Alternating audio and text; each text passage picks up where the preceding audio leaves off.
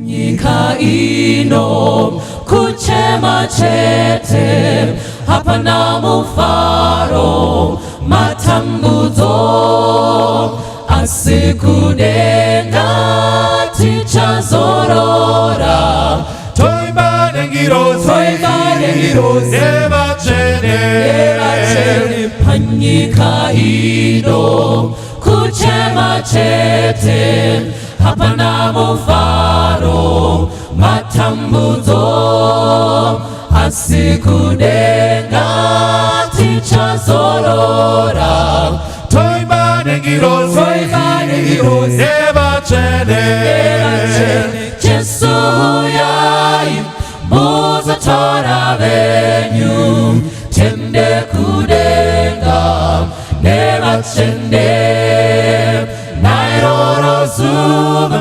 tichafara kwazvo toimba nengirozi neva chende Jesu yai muzatora venyu tende kudenga neva chende nairoro zuva tichafara kwazvo toimba nengirozi neva chende sandione semurombo sendakaraswa handina kuraswa Joshua denga asikudenga kumshawa baba toimba nengirozi eva chene sandione semurombo sendakaraswa handina kuraswa Joshua denga asikudenga kumshawa baba toimba nengirozi eva chene Jesu yai muzatora venyu tende kudenga neva chende nairoro zuva tichafara kwazvo toimba nengirozi neva chende Jesu yai muzatora venyu tende kudenga neva chende nairoro zuva tichafara kwazvo toimba nengirozi eva chene toimba nengirozi eva chene toimba nengirozi eva chene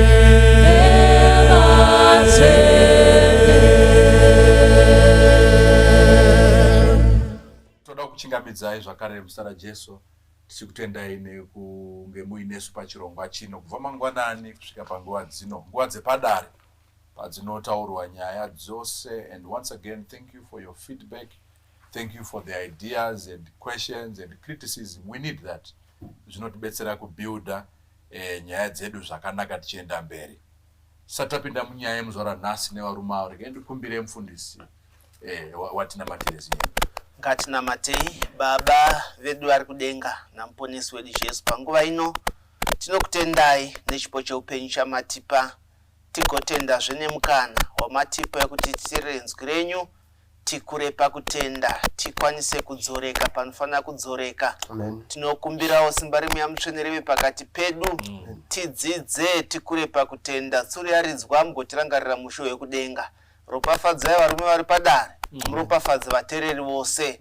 Zvapera Ishe wangu mutirangarire musho wekudenga muzita ramambo Jesu tokunamatai nekutenda. Amen. Amen. Amen. Tinotenda. Regai timbokwasisa dare. Samaita. Gono. Funda. Yes. Tinotenda. Aiwa, tinotenda. Vana mazira pashi. Tinotenda. Maybe kuitira vateereri vedu regai mumbowakwasisa. Ndoda kukwasisai vateereri nhasi nezuva reSabata indinoitwa mupunga Ernest. Ndinopindira paMandara Church ndiri murume wemudzimai mumwe chete, ndane vazukuru vanokwana kuita 4. Ndoda kutenda Mwari nechirongwa ichi chinotibatsira kuti kwose kwamuri tikwanise kupana mazano ezvinhu zvinotiita kuti tive maKristu ari nane, zvikuru tichizvitora from pfungwa yekuti saana baba what is our role and tingabatsirane sei. Saka ivai nekuteerera kwakanaka.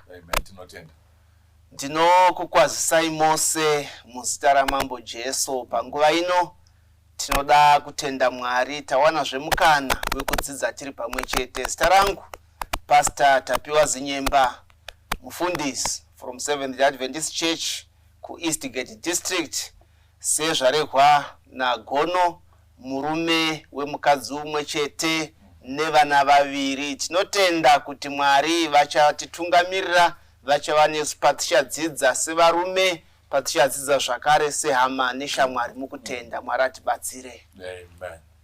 Tinoda kutenda hama neshamwari. Ini ndinoitwa Adin Momba, ndiri munhu anoita zvekumabhuku, kukurudzira kufambiswa kwezvinyorwa. Tiri ku East Zimbabwe Conference. Thank you. All right. Thank you so much. Ndoitwa Gospel Mudonhi.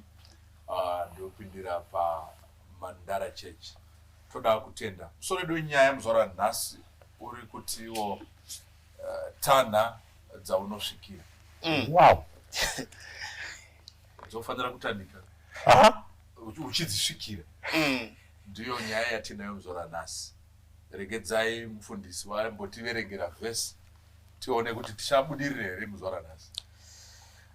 Regai titsigire nevhesi yedu yekutanga, Luke chapter 14 vhesi ya 28 kusvikira pa 31 or 32. Inoti iyo ndichaverenga neshona. Nokuti ndiani kwamuri kana achida kuvaka imba kana kuti svingo usingatangi kugara pasi akaverenga kukosha kwayo, kuona kana ane mari yekuipedzisa nayo, kuti zvimwe kana atanga neyo akakoniwa kupedzisa, vose vanozviona vasatanga kumuseka. Todzika nayo vachiti, uyu munhu wakatanga kuvaka akakoniwa kupedzisa.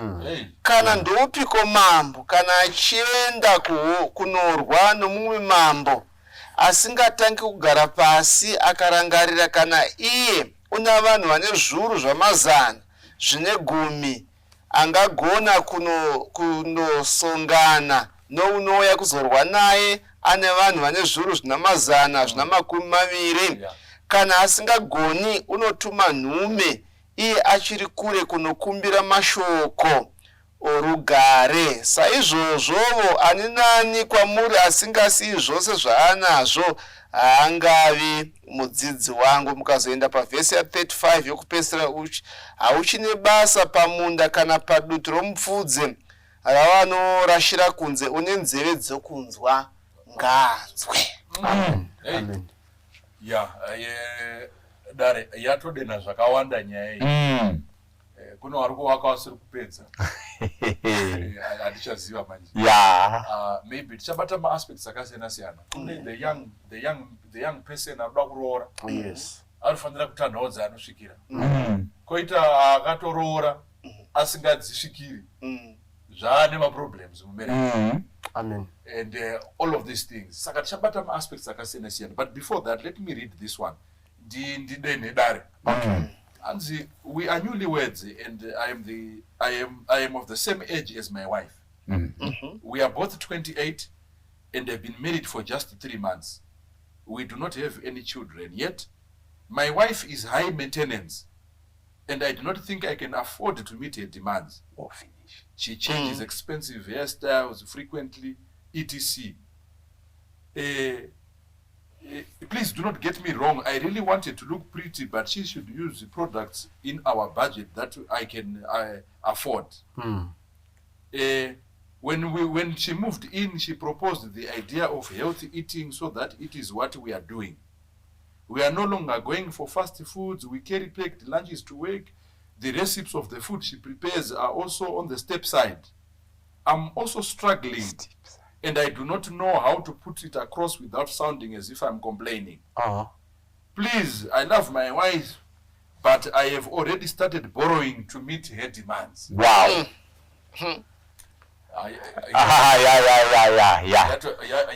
Samaita. Musoro wenye uyu unobata zvakawanda. Ngatimbotarisa muchinda uyu. Pakupfimbana nepakundoroorana in 3 months akutodikitira. Haachatogoni kusimudza mutoro wacho. And the wife may take the attitude yekuti ndiwe murume ndiwe unofanirwa kuchengeta mhuri, which is true. Attitude yacho yatokanganisika. Havasi kutarisa reality yezviripo aiwa kwete. Vari kutoti chete dzese dziri mumuti ndedzedu. Nedzevasingasvikiri vari kuti ndedzani? Zvino hazvishandi zvakadaro muupenyu. Because vane 3 months havasati vaita vana, and already pachezvavo vakutoremerana. Pane umwe akutenga akatakura nzou. Umwe achiti ndisimudze, that is your responsibility. Hamusikona here kuti panapa chatobvundoka. Chidzidzo chatakutowana apa vateereri ndechekuti kana tiri kutotaura zvemhuri takutotanga pakupfimbana kwacho kwamuri kuita, kana kuti kutsvetsvana depending newedhi ramunoshandisa, pamwe neukama semukomana nemusikana, kuti wotonyatsoona kuti inini ndiri grade 7, musikana ndiengineer, kana kuti ndidhokotera, kana kuti anogara kumadheru. Zvinozoenderana here kana tichikange tadanana hedu sevanhu? Yes, sevanhu makafanana, hapana difference, mukomana musikana, but upbringing kenyu kakatosiyana. Saka ukasaconsider all that, ndo panozoita dambudziko retiri kunzwa riri kutaurwa nehama iyi, kuti ndoita sei ndibatsirewo, handichazivi ndozvitaura sei, kuti wakundiremera shamwari, dai wambodzika ndimbotora mafemo, because hairstyle dziri kuchinjwa frequently. Zvaanodya hanzi, yes, kunyange zviri very healthy and vegetarian type, but it's very steep. Hanzi budget raboorera nezvatiri kudya. Iwe hauzvizivi zviri kukunakira, but uri kunyatsoona kuti hazvisi kuenderana nehomwe. Saka zvototaura kuti even pakuvaka mhuri ipapo, you need to consider all that. Because those tastes to destroy them and change them to something else, hauchinji munhu.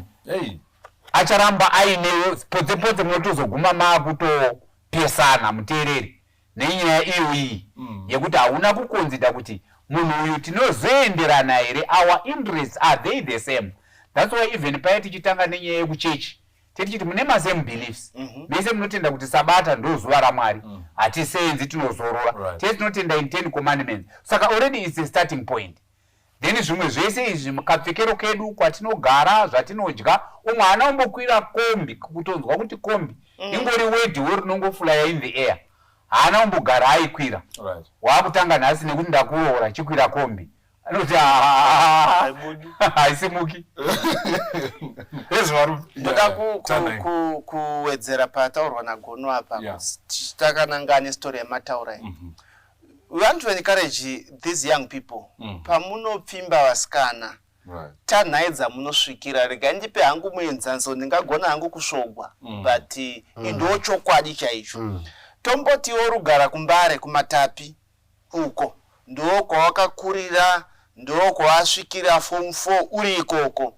But woda kunopfimba musikana kugara kuBorodobrook uko, kuGlenlon, ndo iwe akapinda kuchikoro chekuMatapi, asi woda kupfimba uko. Ndoda kuti vakomana nevasikana, tanhai dzamunosvikira, tine muenzaniso wevafana vechidiki akutambura mukati memarriage iko zvine zvakati, mukoma dai takateerera dzamaitaura, takaona kumatongo ekuhigh density, because mwana vakugara kumadheldhel but muroora kuti handidi kuti mwana wangu aende kuidensity kune varoi kune chinyi zvese mutupo handidi kushedza. Tiri kutaura nasamaita no mutupo I'm not into it. Saka is backward. Saka tiri kuti tanha dzamunosvikira hatikurambidzei kunopfimbe kumadheldhel but zvine matuso hazvinazvo mangwana ayo. Zvakanaka kuti muroorane veku high density chikoko muchikwira mese mabackgrounds akasiyana zvinonetsa. Ndopatiri kuti vakomana tanha dzamunosvikira ndofunga ndombomira ipapa ameno. Maybe mfundisi gono na mfundisi maybe aisi nyere indiri kuona kutanha dzaunosvikira vafana maybe you're ambitious zvotofeneji mambotaura paipe kuti mango dzakawanda kamumuti saka iyo iri kure yacho iyo ungotorawo rekeni worova yodonha kana kutsvaka chekungongora unoita kungongora odhonza. You see aisi ambition here ipfungwa yakanaka even in business. Vanhu vanotaura kuti hautambi nevari palevel yako, tamba nebig fish because you then think like big fish, you act like big fish, and you end up being a big fish. It's really right izvozvo, but there are certain social issues dzeunofanirwa kuva careful. Hatisi kuita as a ruling semutemo wemamedo Persians. Kana wada iwe mukomana uri kumatapi, wada uri kubva kumuzarabani, wada musikana wako ari kubva kuBorodhebruk, hazvina kuipa. Chitaurira naye, hama yangu unozoda here kuti tizondoonawo vabereki vangu kumuzarabani, mowirirana kuti no izvo zvazvina basa, kwedu tinoumbera kukanyemba kumapeto kwenyika uku unozozvida here, then zvowirirana. Kana mawirirana hazvina problem, haasi ese because zvinodependa nean individual wauri kuwanana naye.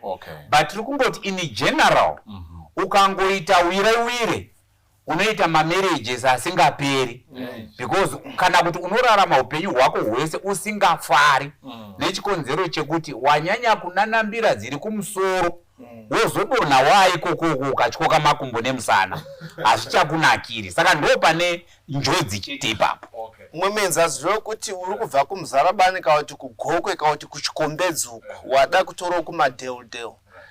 Maparents ekumadheldhel mwacho masabata maelder, they don't have any problem yekuona mwana wavo akapfeka katrauzi kaskin tight nechinyi nzara dzavo dzakadii, they don't have any problem. Wotora muroora yoenda naye kuchikombedzi akapfeka kapombi kake katrauzi arikuda kuenda kunogwadama kunana chemberi nechi zvinozobuda here. Kana kuti wanodzidza kuKenya waenda kuNairobi kuAmerica unotsvakawo musikana weikoko woda kumuroora with your background, zvinobuda here. Saka tinongoti hama dzangu hatikurambidzei kuenda uko, but kana uchizokwanisa muchizowirirana hapana dambudziko, hatina dambudziko nazvo. Anti publishing. Nhasi ndiri kukurudzira kuvateereri vedu vese vanoteera chirongwa chedu chepadare. Tiri kushandisa bhuku rakanzi Messages to Young People. Ndo bhuku ratiri kushandisa, Bhaibheri ratotaurwa napasa, ndo rimwe rine maquotation andichaverenga. And also actually we are encouraging kuti hakuna muyouth anofanira kupinda mumarriage asina kuverenga bhuku rinonzi Messages to Young People nebhuku rakanzi Adventist Home. Saka ndo mabhuku atichange tichishandisa padare rinori. Saka panapa tiri kutaura nyaya yekutanha dzaunosvikira. Kuva panapa vamwe vacho tine mavanga atinawo atinoshuvira kuti vasati vapinda vasaite zvimwe chete. Vakuru vanoti bete riri mumukaka nebete riri kunze kwemukaka maviri akasiyana. Riri mukati memukaka riri kutsvaka way out. Tenzi kozuva rini ndiri mumukaka, whilst riri kunze riri kutsvaka kuti ndopinda sei munhu wangu ari kunakirwa mumazambara. Saka ndoma issues atiri kuda kuwisa. Munyori anonyora bhuku iri anonyora pachapter 10 inoti when counsel is needed, especially panyaya dzachitaurwa nevakuru vangu. Inoti zvoni youth need the wisdom of age and experience. Vadiki vedu vanoda wisdom yevatana vari panapa nokuti vane zvavakaona. But vanhu vasingatsurike muupenyu vanhu 2 kana kuti 3 ari murudo naane mari. Vanhu ivavo vanonetsa kutsura kana kuratidza upenyu. Kunyanya ari murudo pana chaunomuudza nokuti akaputirwa nechinhu chinonzi rudo. Saka ndo vatoda kubatsira kuti zviri kumborevei tanha dzaunosvikira. When so much misery results from marriage, so much elder, kuchema nekugombedza ari matuso emamarriage asina kurongeka. Why will not the youth be wise? Vadiki sei vasingadzidziwo kune vakavatangira kuti rodhi iyi yandoda kutorei mukoma Francis ndo yavakafamba nayo, iwo ozoigona sei munhu achichema nayo. Saka inoendera mberi ichiti vanoita zvemabhizinesi vakangwara havatange kuengaja into business vasati vaita ongororo planning yange ichitaurwa pavhesi. Vanoita tsvakurudzo dzavo dzese votanga kuzoita business. Same applies nechinhu chinonzi marriage. Saka pfungwa yatiri kuwisa elder yekuti tanha dzaunosvikira, maybe point number 1 ndeyekuti tiri kumbotaura nani. Tiri kutaura nevese remukomana nemusikana kana kuti pane munhu watoda kunyanya kupa yambiro, especially mu 21st century. Personally, I would like to believe kuti munhu ari kuda yambiro yakakura is the boy child. Why? Because the girl child ari kutoempowerwa nechekare nema-organization. Iko zvino you see kuti kuma NGO mukaenda kunonyora kuma interview musikana akangoscowa 61% zvichenda mberi, even iwe waita 70 zvichenda mberi, vanoconsider kutora mudzimai pane kutora murume. Saka personally semunhu wekumabhuku ini munhu wandingade kutaura naye pakutanha dzaunosvikira ndiAdamu. Adamu ndiye wokutanga kuona chiso chaMwari, mukadzi asati avepo. Saka patiri kutaura kuti zvoni tanha dzaunosvikira tiri kutaura, tiri kudzokera back to the book of Genesis, the source, kuti Mwari vari kumboti kudii. Chekutanga kuna Adamu ndechekuti iwewe sababa be the provider. Maona here ishu yamawisa yemukomana uyu. Challenge yakaita mukomana uyu anga akaputirwa nerudo. Munyatsonzisa musikana uyu haana kutaura manidzi ake amumarriage, aimataura vari mukomana nemusikana. But chinoitika hauteereri ukavhagwa nerudo nokuti ukanzwa musikana achitaura kuti handidi nhamo muri mukomana nemusikana, teereresa. Haasi kupenga munhu iyeye, ari kutokuudza kuti kana ndamumba poverty ini iwewe ndiwe the savior. Saka usually atiteereri kuti zvakamira sei. Saka pazano raMwari tisati taenda kuchechi sabata risati ravepo chekutanga muchato, ende muchato wacho usati wavepo chekutanga murume anofanira kuitwa empowered naMwari first asati atsvaga munhu ari empowered nechekare, nokuti zvine matuso azvo. tichipinda panyaya yemuchato iyoyo panyaya yemuchato yacho yamuri kutaura mufundisi, muri kuita bhajeti here remuchato wacho.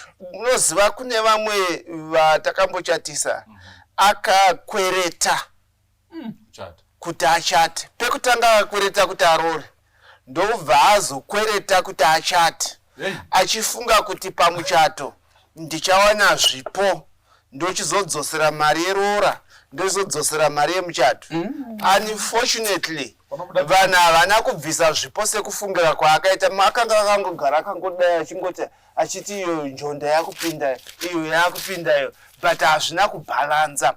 Ndokubva wachotanga kutotanga nenhamo. Ko wakadiwa kutanha muchato waunokwanisa. Number one, tine zhira dzemuchato. Number one, unogona enda chero kuenda kwaMajor kukotuku. Unochatiswa ikoko hazvidi mari yakawanda. Kawati isusu mamarriage officer tokuvinga kumba, tokubatanidzai pane iwe nemudzimai wako, best man na best lady. Kana kuita Vespers wedding hazvimbodi mari yakawanda. Saka tiri kuti izvo tanha dzaunosvikira. Do the budget. Mataura kutanha kwemawedding. Exactly. Because vafana vamwe vasati vasati vatofunga kuti munhu wese ada kutochata the 20,000 wedding. Of which you have options. Unozviziva pachako kuti indokwana apa. Kune imwe venue irimo ye $20,000 venue, hapana food, hapana chi, $20,000 asi uda kuenda ikoko. Ruroje. Iwo wacho hauna kana nepekugara. Saka ndikuona kuti nyaya iyi inobata ma-areas akawanda. Kana kuri kuma-youth, I think ipapo pakutopa mataura ipapo apo mazhira, ndabva ndatoona kuti mukaona musi kuchatowirana ipapo apo. Because kazhinji kacho ari kukwereta mukomana. Exactly. Kana musikana azokweretawo anenge apuwa empowerment kana kuti atonzi nemurume go ahead mukwereta. Saka all these promises dzawapa ndichakudzorerai after muchato, ndichakudzorerai after muchato. Wozoona after muchato hapana chabuda. Wakatonyura kudhara. Already wakutotangira ku from minus. Ende uchaita chikwereti ichocho chinogona kulastira for months if not years. Yes. Ende vanhu ivava hamuchatoona ni futi. They can't help you anymore. Takakubatsira pakuroora, takakubatsira pamuchato. Saka I think pa discussion iye munenge muchitoita mukomana nemusikana. Mune muchitoona kutoti kwatiri kwachoka kwatonyanya kusiyana. Because maybe musikana ari kutaurawo ma-expectations ake, iwe uchitaurawo ma-expectations ake, mutoona kuti haasi kumita. Iwewe nawo nechikonzero chokuti wakaputirwa. You want to please your groom to be. And in that process, unopinda busy. You're in trouble. There is this one from the okay. Anzi kana vichinzi tanha dzaunosvikira hazvina kudzinhongerera zvepasi chitotaura henyu komendeni. Okay, thank you. Miono iri kuya nevanhu. Inini ndoda kudzokera pazano raMwari. Pakutanha dzaunosvikira. Pastor is my brother. Varipo kutibatsira. Personally, I would like to believe kuti mukomana asina mari, kwete kuti asina mari asiri educated. Education pachezvayo. Vamudoni. Anogona kutorora mwana wekuborodhewo. Asina education. Nokuti vakadzi havade vanhu vakadzidza. Vakadzi by nature kudzidza imwe nyaya, but hachisi chinovawisa pamba. Saka chandiri kuisa number one ndechekuti munhu asina chikoro anogona kutoenda kunoroora kuchishawasha. Pakuti kudii munyori anonyora bhuku rinonzi highly effective marriage nebhuku rinonzi to have and to hold nebhaibheri nezano raMwari, murume number one pana Genesis anofanira kuva the provider wemhuri. Vakadzi chavanoda munhu anoziva ane idzi dzinodhonza idzi kuprovida mumba make. Nokuti kune vanhu vasina kudzidza, vamwe watiri kuona vari kugadzira mahelicopter but vanoenda kuchikoro. Vari kumaruzevha uku vari kugadzira mainjini anotyisa. At the end yezvinhu izvozvo ndezvekuti munhu akwanise here kuwisa mari. Nokuti mukadzi by nature haade kuti murume averinge mari yake, asi kuti iye averinge mari yemurume wake. Issue yekuprovida yatiri kuwisa. Kuti basa rababa pamba ngave the bread winner. Izvozvo tisati taenda to the spiritual side. Nokuti mukadzi chero akava doctor akazoti pamba pandiri kugara panapa imba yakatengwa nemurume wangu. Murume wangu haasi doctor but is a businessman. Nokuti chavari kuda vakadzi ava. Uyu munyora anonyora bhuku rinonzi Highly Effective Marriage anoti mukadzi akaverenga mari yemurume wake kutongoiverenga achiibata achiverenga achipiwa hanzi immune system yake inosimba. Haangoita challenge ungorwara. Hapana chinobhohwa sekutaura chirungu usina mari.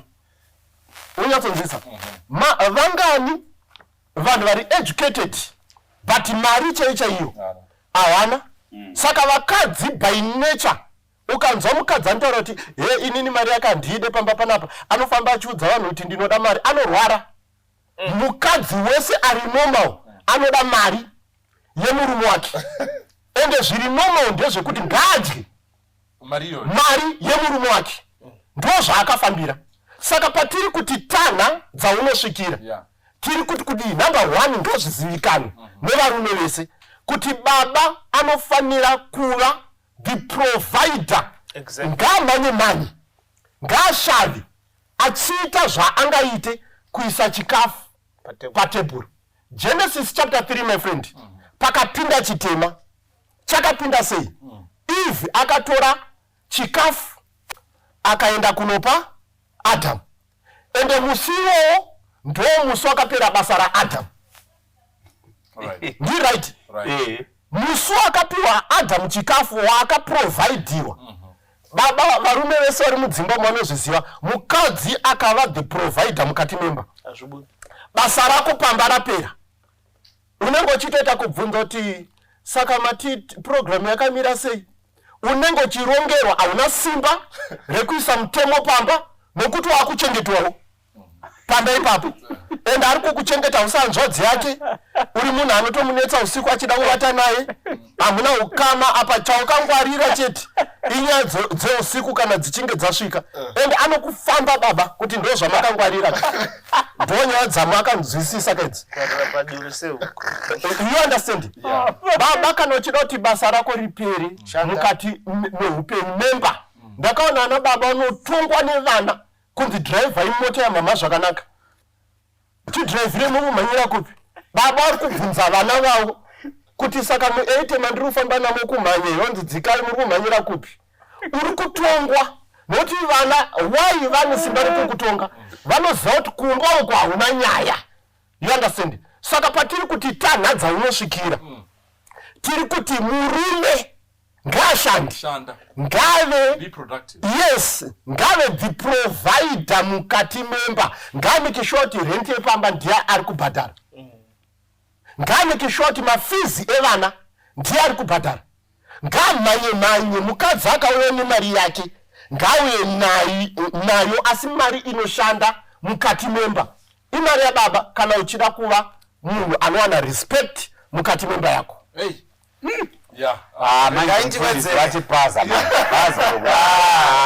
Yazokwira mutarara manje. Regai nditi varume point yekutaurwa nemurume haisi yekutambana haisi yekuseka. Regai ndibva ndawedzera futi kuti imi mukoma sekuru munin'ina moda kunorenda kwamusinga kunokuremerai. Uda kunorenda kuGlenlon, uda kunorenda kushawasha kuBorodobrook uko but ndekwe 1000 per month ivo uri kutambira mari 950 ukutambira 950 uda kubva kwa 9000 amuna chekudya mumba but uda kumadheudheu uko. Rega ndikupewo zano mudikamwe kana uchidawo zvemuHarare wadi watangirwa kuna Glenora kuna Budiriro uko kuna Epworth uko uri koko uchirendo koko uchaka kambo ka stand kako ka 200 square meter ka 250 ka 300 ikoko maraka ukomborera unengizenga uchisimuka wabva kubudiriro wabva waenda kuna Wesley wabvawo uchikwidza zvino kune vamwe vedu vanoti haini kuBorodou ndo kwangu hakuna kuipa chimwe nechimwe chine nguva yacho. Saka tiri kuti mudikamwe tanawo dzaunosvikira. Nguva kana yakwana unozoramba uchikwira uchidaro. Ndo advice yangada ngokupa. Thank you so much Mfundisi. Gono. Pastor Z. Yeah. Watobata nyaya ye living within your means. Yeah. Maybe you can also add something. Yeah, ndoda kuwedzera. Asi ndoda kumbotaura pataurwa naMufundisi Momba. Mutaura apedza mumashure kutaura. Ndichiti patati chirifea ku education ne kuti even ku pachikoro ne social status ngazvienderane. Kazhinji kacho zvinozwanzofamba zviine package. Kazhinji kacho kungoti zvedu environment dzedu dzine idzi dzimwe nguri dzinoita distort things kuti ndinogona kuwana mari because ndangoita zvese. But ine normal kana kuti ma standard environment yekuti chikoro chinofanirwa kukuenabla kuti ukwanise kuzo ngwavha kwamuri kutaura kuti umhanye ndokuti kwakupawo exposure. Yeah, that's so wagona wakusvikawo pane vamwe vanhu uchitaura kuti indinogonawo ndiri electrician. Saka waane machances ako become higher. That's why tiri kuti zvese zvinouya as a package. Indine macases andinoziva hama dzangu vechidiki akabva kuma high density kwakuuya by virtue of God's providence ogara nababa mukuru nasekuru nambuya kuma low density. Already life yake mukakombea nevaakasiya kwaakavasiya vatosiyana. Same education, same age, same faith, but vatosiyana nekuti uyu atowana exposure. Akutoziva kuti akune world cup iri kutambwa, kune solar yakuiswa padzimba, kune masolar geysers akuitwa. Usingaoni kupi? Already dream yake yatokwira nechikonzero cheexposure yaita. Munhu chaiye akakwira ndege, kukwira ndege hazvina mhosva wakwira kuenda kuBuruwayo kana kuJoburg uchidzoka. Already that is already an exposure. Inotokuita kuti zvinhu zvataifunga kuti hazviiti zviya zvinogona kudini? Zvinogona kuita. Saka mukutanha dzaunosvikira hatisi kuti be static. Gutsikana nezvuri. No, be ambitious. But ambition yako kana especially wa marriage chifamba nemumwe wako. Ndinogona kubva kumadheru ku high density. Handitika?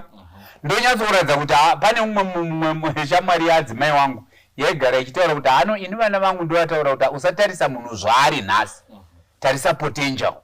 Exactly. Usatarisa munhu zvaari nhasi. Abva kumuzarabani mufana uyu auya ari pauniversity apo ari kucheka engineering zvekuti and ari kugona kugadzira chihelicopter chiri kutaurwa namufundisi. Already atosiyana neari kutanga kugadzira chihelicopter asingazivi kuti chii chaari kugadzira. Because already atova a certain level of understanding kuti ndiri kuendepi nechihelicopter changu ichi. Chimwe chinogona kugadzirwa chobuda munewspaper ndo pazvadini? Muridzi nenewspaper musi unoraswa newspaper ndo musi unoraswa chihelicopter ndo chinoraswa mugadziri.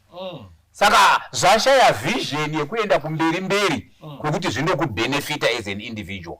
Now takudzoka papoint yataurwa kuti live within your means. Sure, we need to live within our means. And hapana situation iri permanent. Nhasi uno vari kugara kumadheru vakatanga vari ku high density, vakatanga vari kumaruzevha, vakatanga vari vachitonzi inherera. But nhasi uno they are there. Saka hazvirevi kuti even mukaverenga mabhuku akawanda emotivation enhingi, ukaverenga emotivation yevanhu all these billionaires, ukataura ngorora akatiza chikoro akagumira pakati. But ane kadhati maari kakamuexposa kuti agone kuva ambitious. Saka iwe don't worry about where you are starting.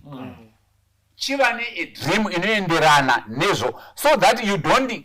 Vazhinji vanogura their future by choking themselves. Muchirungu vanoti bite what you can chew. Ndikatora zirofu rese kwakuri ndonyera ndo the last meal. I'm going to die because I will choke myself and die. Saka iwewe futi kana uri kukwira do it step by step. Sezvataurwa naMadyira, zvataurwa namufundisi. Do it step by step. Ndatangira ipapo mangwana ndoda. Pamuchato wangu may not reflect what I'm going to live the rest of my life.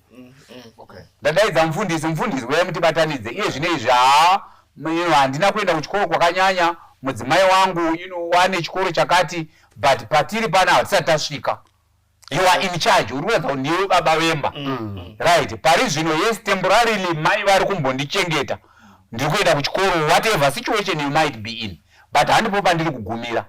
I've got a vision to go kumberi. Ndoita muchato unoenderana nelevel yangu. Ndogara imba inoenderana nelevel yangu. Ndoendesa vana vangu kuchikoro kunoenderana nelevel yangu. But those kids, as they grow, they actually see that vision in their father, and they will fulfill it. Yeah, let's talk of Pastor Momba. About time aspect of education.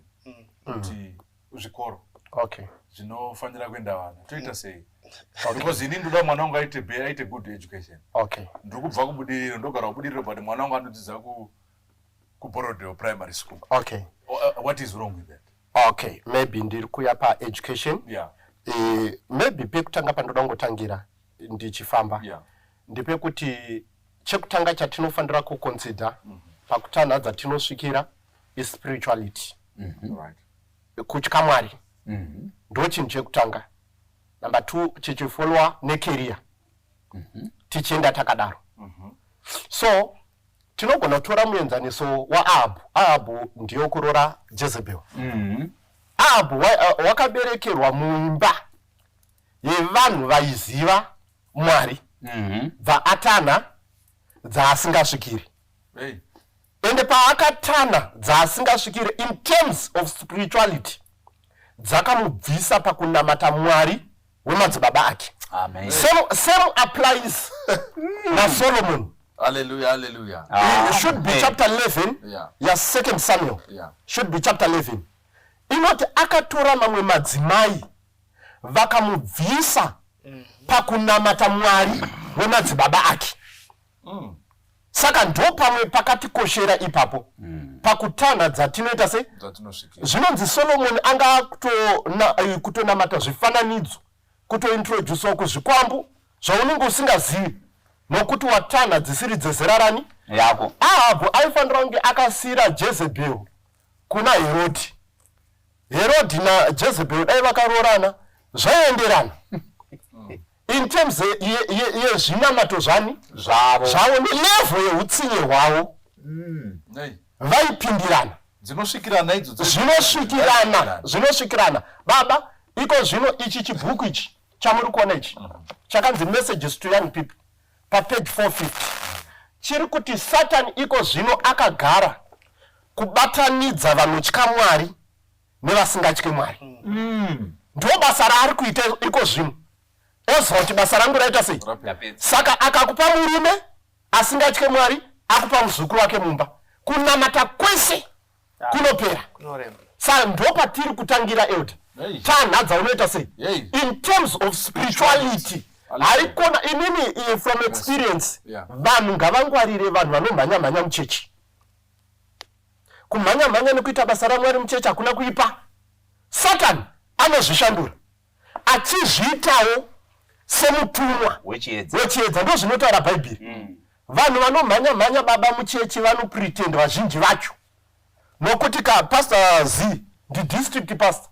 Inini kana ndine nyaya dzangu, whilst ndiri kusponsor pastor, ndiri sponsor district, ndinomhanya. Chero ndikaita nyaya kumba, mukadzi wangu akaenda noitaura kuna pastor, vanhu vese vanondimiririra. Nokuti I have managed kubata zviso zvevanhu. Munhu haafaniri kurohwa nomunhu nokuti anoparidza ndi pastor. Isu tiri kutaura mapastor kavo. Kune vamwe vasina hanya nebasa raMwari. Saka ndo pekutangira spirituality, nyatsoongorora.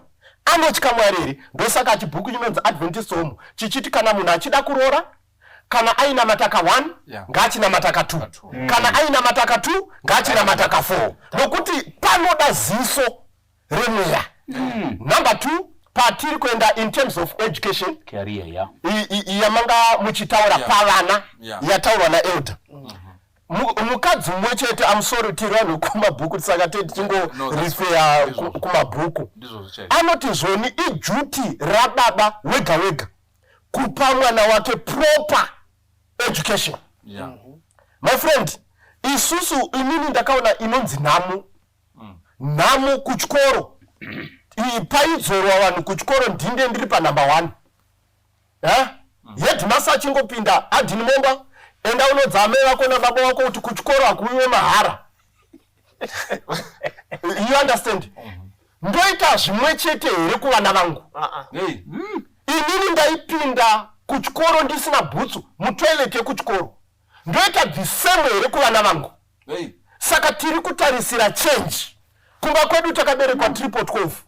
Ndakatadza kuenda kuchikoro nenyaya yekuti I'm the one aitengesa pamusika kuriritira vamwe vana. Saka education yemwana inofanira sekuru vangu Pastor Boni vanoti mwana 1 anodhura kuchengeta 1. Saka issue education ngatiendesei vana kwete kueducation yekupenga yekuti kana iwo wafa hakuna anokwanisa kuramba achiendesa mwana do your best kuendesa mwana kuchikoro chauno afforda chisingakupinzi muzvikwereti maybe yatingade kutozoenda ndichimbopa vamwe mukana pakutanha dzaunosvikira toita vana vangani. So in other words sekutaura kwaitwa naPastor ijutira baba kuendesa vana kuchikoro. And by the way hakuna mwana akanyora tsamba kuna baba namai kuti vedu ndakuda kuzvagwa mwana hakuna. Saka muitire zvaanoda but muchimuitira zvaanoda endesai kuchikoro kwamunokwanisa kubhadhara school fees. Kuchikoro hakuendwi mahara. Unoda kuendesa mwana ku-A class but iwe haukwanisi memwine zvikwereti semuenzaniso tinogona kuita dambudziko paNorthwood. It's a good school in Harare, a top class for Adventists in Harare. But iwe unotoremerwa ikone zviya 450 for next term, but 450 acho inotokunetsa kuti ubhadhara. But not mwana aende kuAnderson, unoti mwana aende kuchikoro top class ngaye international school in Harare. Saka tiri kuti amazodika maikona kuti uzonge uchingonyogwa kuti mwana nezvikwereti une chikwereti ngaende kuchikoro chekurukesheni kwamuri kuna zvikoro zvitori nani kana marazokomborera muendesa somuenzaso unogara kuchitungwiza kudema uko uda kuti aende kuAnderson hauna motikari fees inotokunetsa mwana anomukana 3 makuseni osvika kumba mna 8 dzemanheru atitarisi. Saka Tanha dzaunosvikira ndichinda pane point yataurwa na Pastor Mumba unoda kuita vana vakawanda but haugoni kuvariritira. Varume hongu Mwari anoti kuna Genesis 1 berekanai muwande muzadze nyika semusheche wegungwa but Mwari haasi kuti iwe uzadza uri 1. Ngatizadze takaita sei tarisiro vamwe vaerenga bhuku raMandara achazoti page Adventist song hanzi it is a great sin kuita vana usingagoni kuriritira. Mwana wokuti izvo anenge achingotambura achingodemba achingoita sei haikona kuita vana vakawandisa. Ita vaunokwanisa kuriritira ndopati kuti Tanha dzaunosvikira pazvikoro iyezve pakuriritira vana. Hatiri kuti vana vatambure vadembe mwana ngaavimbe nemi ngaatembe nemi kuti baba vangu avo kwete kuti kana washanyira mwana kuchikoro mwana anga achingonzvenga kuti baba vangu auyawo baba vangu hatidi izvo. Vakapfeka rimwe trouser risinganzwisisi. Varume vari kupenda nhasi vakazvimbirwa nhasi madya garlic. Yes Gono. Inda ndichida kuti ndoda kungotsinira pane zvavataura. Pane muenzaniso wekuti iwe une vana vako wakuzoguma pane nyaya yekuzonge favoritism. Because hauchagoni kuita kumwana wekutanga zvauchaita kumwana wechipiri zvauchaita kumwana wechitatu. Saka kana uine 12 number 12 wakusiyira vamwe vana semuenzaniso wataurwa naPastor Momba. Waakupa vamwe vana kuti vagurisire potential yavo. Vaakutanga kuita ubaba ivo vasati vava vana baba. Vaakuita vana mai ivo vasati vava vana mai, because they now have to fend for their own siblings. Izvo I think pamberi paMwari Mwari havafari. Because watogura future yemwana iye. Exactly. And mazuva ano zvinobva zvakonzera depression. Zvinobva unoona mwana achibva kuchitungwiza kachikwira kombi kuma 3-4 am nevana baba vari kuenda kuindustry. Kamwana ikako kari kandobata Mount Pleasant because kari kuita form 1. Please, there are private schools that may be kuchitungwiza ikoko which are good enough. And iwo baba you can play a role. Oda mwana wako kuti ave the best education. Ita kuti ari kuchitungwiza ikoko womubatsira in such a manner that unoisa ma-hours kuita mwana wako aite ma-extra lessons and so forth and so on, so that what you think is a blessing kunditi ndine mwana ari kuMount Pleasant is no longer a blessing kumwana. Imagine achimuka na 3 am, a 12-year-old, a 13-year-old. Achidzoka ikoko by the time yanosvika ikoko anopinda mutauni ma-lifts azara. Mwana iye anosvika kumana 11 p.m. Mukomana musikana, do you think you are doing that child a favor? No. Uri kutoita kuti avenge iwe wacho nechikoro chacho. Onzoti haana kuita zvakanaka. Asi ndakamisa to the best school. Aiwa. I-best school isina brain. So I think sorry you, this is a very serious issue. Yekuti Tanha zvaunosvikira hakusi kupoza, hakusi tiri kuda kubatsirana so that tive neupenyu hunoenderana nezvatiri. No one should remain poor. But as we grow, let's know steps atiri kutora. Rome was not built in a day. Saka tikaita danho nedanho totozoguma pari nane kudarika zvatingaita by trying to jump the gun. Saka kana pari panyaya yezvikoro zvevana ngatiende isusu vabereki, we can play, especially lower levels where we can help. Let's help. Ona kamwana keprimary ndaimboona inini one time unosvika pachikoro, I was a chairperson wechikoro SDC. Zvichinzi dambudziko repanapa pachikoro pedu ipo panapa nderekuti vana vazhinji vari kubva kutafara vachiuya kucrossa all the way town kukwira malifts maviri, a grade 3 boy, a grade 3 girl. You are not helping the child. Saka ngative ine that wisdom tikwanise kubatsira vana vedu so that they really, inini vabereki ndinoziva where you are and your resources, then modaro zvakare nelevel yevana ngatigare pasi baba namai, how many children can we raise properly? Okay, so plan. Yes, we must, of course, kunotera family planning. Asima surprise. Aiwa kungoti aiwa ndichazvara kusvika chibe aiwa zvizwaro. Ita zvinoenderana kuti vana uvape a quality life. Vasazokutuka usisipo kuti kana kutotuka guva, kana kutuka neguva kuti murume akarara apa anga asina musoro. Because waita zvisingadini zvisina kujairika. Saka plan so that you have got a family inoenderana nezvaunoafoda. And as a result vana vanofara, iwe unofara, mudzimai anofara, mese munofara. Yes, thank you so much. Pastor Momba. Yes, yes, but thank you. Yeah. Inini pa issue yekutanha dzaunosvikira. Maonero angu ndeyekuti mukati memba pane nguva yekuti murume anogona kudzingwa basa but ndiyangari breadwinner mukati memba achimhanya kutsvaka mabasa. Chinhu chandinga encourage kuvarume ivavo ndechekuti whilst ari kukanda maCV ake kwakasiyana harisi zano raMwari kuti munhu amirire kuemployiwa neumwe munhu. Zano raMwari nderekuti tinodzidzisa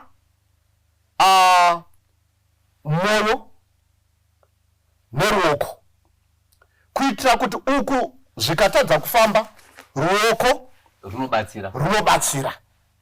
Nokuti mukadzi anogona kukutolerata 2 months uchiti zvona uri kuzviziva kuti ndakadzingiwa ende anenge achikunzwisisa uchidzisirwa mvura 2 months 3 months Alobva saka imini saka zviri kutonyanyoonesesere. Probation yacho 3 months. Exactly. Saka ngavaite pavanokwanisa nani? Nokuti vakadzi ava by nature havana kusikirwa kuchengeta murume anovata naye. Hey. Munyatsonzisa. Aya. Anogona kuchengeta umwe murume ari mwana wake, ari hanzvadzi yake, kwete murume anokumbira bonde mukati memba. Unoita rekuombera baba. Ndinzirewo tsitsi. Nokuti zvinofanira kuzviita zvega. Ukaita basa rani, maybe imwe yambiro pastor muchindibatsirawo. Inini, mumba munofanira kunzwisisana. At one point, wife yangu yakanditi zvoni, toda kutsvaga imba kwakati. Vandati, inini, mari yandinokwanisa every month so far, kubhadhara irenti, imari yakati. Ene mari svinu baba, imari yakati. Zvikanzi namai, ndinokuwedzerai. Unyatsonzisa. Baba hafanira kuti nokuti mai vaita sei.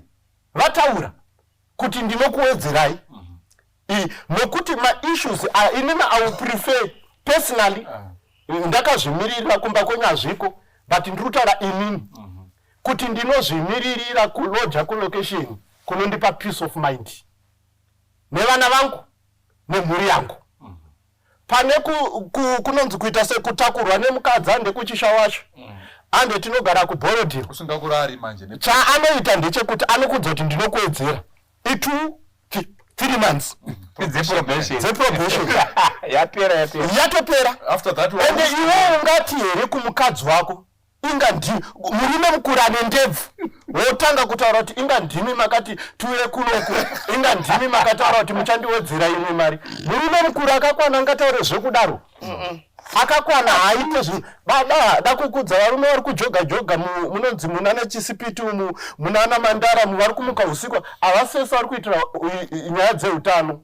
Kumba hakusikurarika. Unyatsonzisa. Hakusikurarika kujoga kunonakidza uri kuprovide kumba. Urikubabata? Vese vari kukwidza mumikata muvakaremerwa baba. Vakaremerwa kuti tenzi takawirei kuchishawasha kunuku. Ndakateereiko naye Mwari. Iyo munhu angamuka ujoga uma4. Time inopareta varoyi unenge chidenguva idzudzi. Inguva dzekuzorora kamudoni.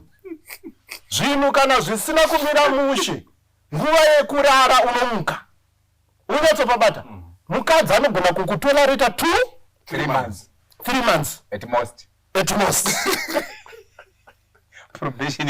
Probation yako inenge yapera. Ngatiuye kuissue yevana yanga ichitaurwa namukoma wangu si. Chibhuku ichi chinozipa baba. Chamuri kuona chinonzi Adventist Home. Ibhuku remunhu wese. Nokuti kuti Adventist Home tiri kutaura pamusoro pevanhu vanofanira kunge vane dzimba dzechikristu vakamirira kuuya kwaJesu.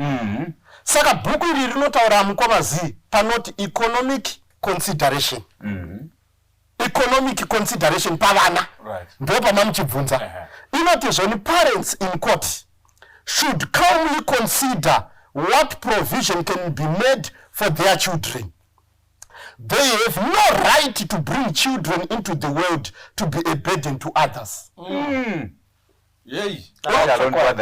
Urunyatso kuibata. Hakuna mwana umwe munhu anofanira kuva burden bhadharira vana vako mafees wega. Chokwadi. Haikona kuti nyorera tsamba uri baba kuti ndirangarirewo pamafees. Munhu wababa anomira achitaura kuti kune vebhimu muri kundirasa gore rino muri kurasa vana vangu. Munhu ane makumbo nemaoko azvitwe nababa unochemedza ngirozi dzekudenga. In other words, Ellen G. White vari kutonyora kuti Tanha Dzaunosvikira. Exactly. Nyora vari muZimbabwe. Exactly.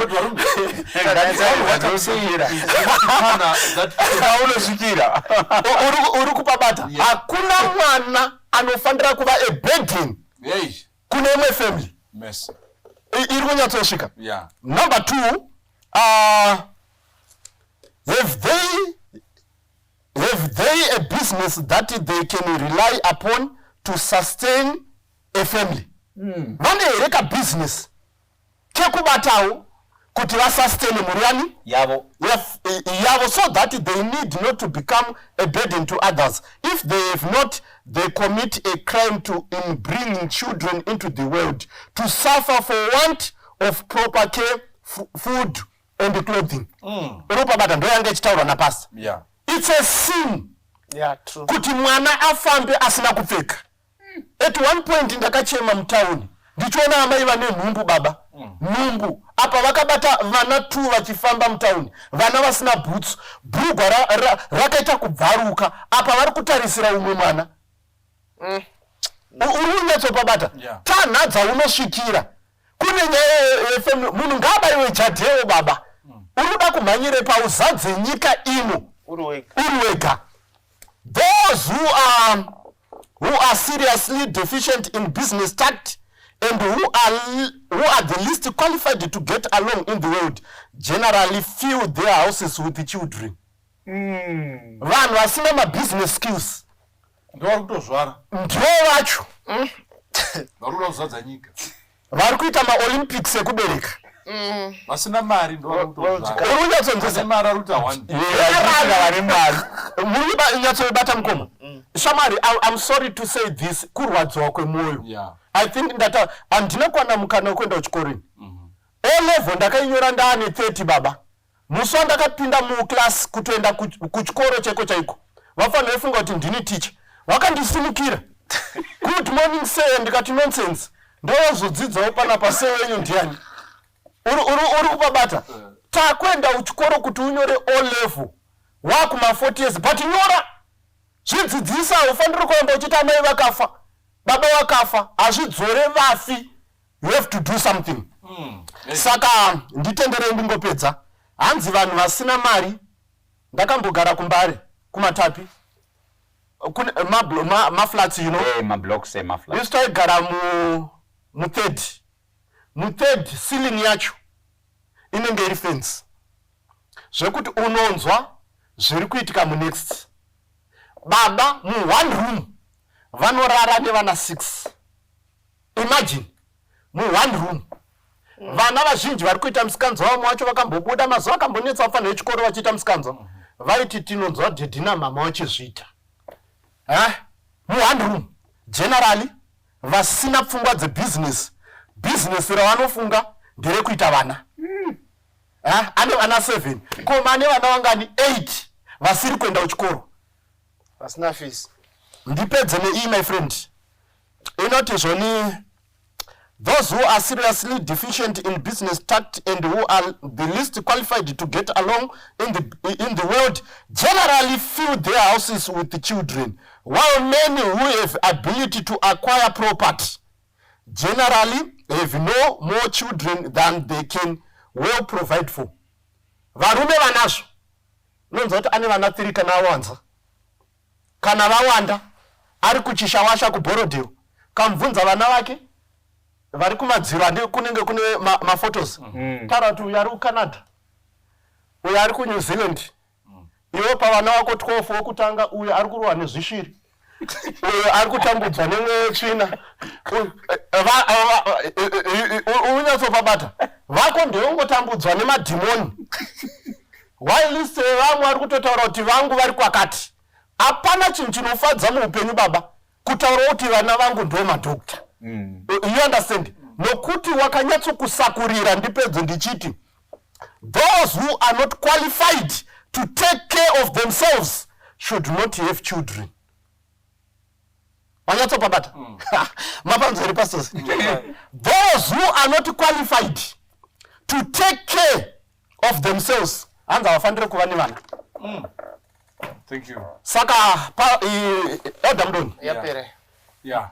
Tanha dzaunosvikira inini you know what Elder? Yeah. Ndezvekuti muupenyu hwangu mazove aihera kunwa kana drink yetaito dilutirwa Fanta kare kuti tingonzwawo kuti pafuro nefanta pauro nokuti raihera baba maserevhita yatitauri.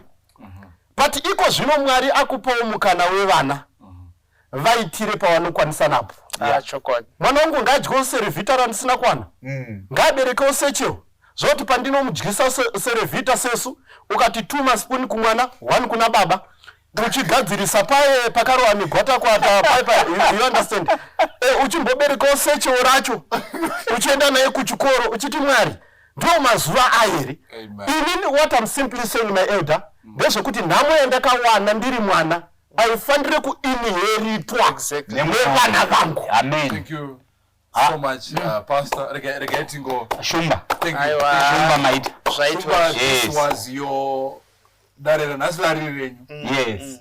Very emotional and practical. Very practical and very real. That is why we've given you more time to explain the practical side of it. Amen. Mwari wachikuita zvandoinga vatereri makomborero have been blessed, and you have also learned. Pane zvese zvatataura, I'm sure there are 1 or 2 things zvatichenda kunozvirarama. Are you living within your means? Amen. Musikana urudana naye, iwe mukomana akanitarisa, newe musikana mukomana urudana naye, uri kutana here dzaunosvikira. And hatisi kuti pakutana dzaunosvikira chinhonga pasi dzadona dzega. Tiri kuti aiwa enda palevel rako chairo. May God bless you, may God keep you. Tichakumbira gono watinamatira. Ngatinamatei. Baba vedu vekudenga, toziva kuti musoro wenyaya uyu unobata zvakawanda zvemafacets eupenyu hwedu, kubva kuzvipfeko, kuvana, kwekugara, zvekuita, shamwari dzekufamba nadzo, mabhizimisi, zvese zvakawanda. Hatingakwanisi kuupedza tikaukurukura pazuva rimwe chete. Asi kunyange zvakadaro, pane 2 3 zvatanonga as a principle yamunotigaidha kubva mushoko renyu nezvinyorwa zvanga zvichiverengwa kuti tinofanirwa kurarama takaita sei kuti tigova nemufaro. Toda kukutendai nedare rino nehurukuro ino sabata rino. Itibatsire isu vakurukuri, igotibatsira zvakare isu vateereri, igobatsira zvakare kunyange vanotekenya michina vachinzwa nekugadzira nyaya idzi kuti dzibude mumhepo, igobatsira kunyange nevari mukati menyika vari kurarama vari kungoteererawo zvavo, nekuti zvose makazviita kuti tose tiri vana venyu. Zvese zvaitwa zvapera, moda kuti tiponeswe mukati meumambo hwenyu. Chitikomborerai pachirongwa chino nezvirongwa zvinotevera. Muzita renyu Jesu muponesi tinonamata. Amen. Amen. Thank you so much. God bless. Samaita. Vashumba. Panguva yakaoma youpenyu, pazvakaoma mukati mekurarama, tiri kurarama apo misodzi ndo nhaka yedu, tiri kurarama apo upenyu hwagwamba, upenyu hwaoma. Muimbi nomunamata anotiye musandipfuurewo tenzi, kana marangarira nherera dzokwedu, kana marangarira chirikadzi dzokwedu, neni musandisiyawo. Tenzi ndiwirewo urombo, kana mandiwirawo urombo ndirangarire iwo. Kana modaidza vamwe woverengwa pakati pavatsvene, kana modaidza vamwe woverengwa pane vane chipiriso chinonhuhwira. Tenzi musandisiyewo. Tarirai upenyu hwakuruzwa, hwaipa, hwosemesa, ndotsvaka kuwira mukati meruoko rwenyu. Tarirai pane mabvi angu, tarirai urombo hwangu, tarirai utera hwangu. Ndimi Mwari, hakuna mumwe. Muimbi anotiye ndimi moga, hakuchina mumwe. Inzwaiwo ndochema, daiwo misodzi yangu ingawira mukati meruoko rwenyu. Paugere ipapo ukuipa kwoupenyu. Taura naMwari wakudenga, muudze, dai misodzi yangu ingawira mukati mechanza chenyu, nokuti ruoko rwenyu haruvhinzi, haruna angadonhera pasi. Mwari akuhwire urombo sezvaachandiwirawo urombo. Mwari akurangarire, arangarire mhuri yako, arangarire vana vako, arangarire murume wako, arangarire mukwasha wako, arangarire nemuroora wako, chero nevazukuru vako. Zvinochemedza nenziyo dzeusiku, hope dzaramba. Mwari ngaakubatsire, Mwari akuitire kunaka kwake. Inguva yekumutsvaka, inguva yekumunzwa.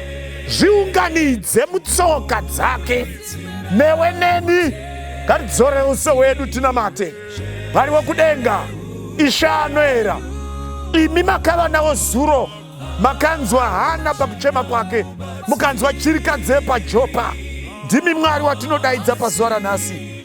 Imi Mwari makateera tsvimbo yaMozisi pagungwa. Ndimi Mwari akanzwa Pita mukati mejere. Imi Mwari makaona Dhanieri mukati megomba reshumba. Ndimi Mwari makaona Paul naSilas mukati metorongo. Inzwaiwo tochema, tigwizimbe mukati meropa, tinyikidzwe mukati meropa, ropa rinonatsa, ropa rinochenura. Kana matichenura, isaiwo upenyu maoko, isaiwo zvokudya patafura, isaiwo kudziya kwomuviri. Tiwirei urombo, tigamuchirei, towira muruoko rwenyu, ruoko ruzere nyasha, muzita raJesu rinorapa, rinonyaradza. Amen.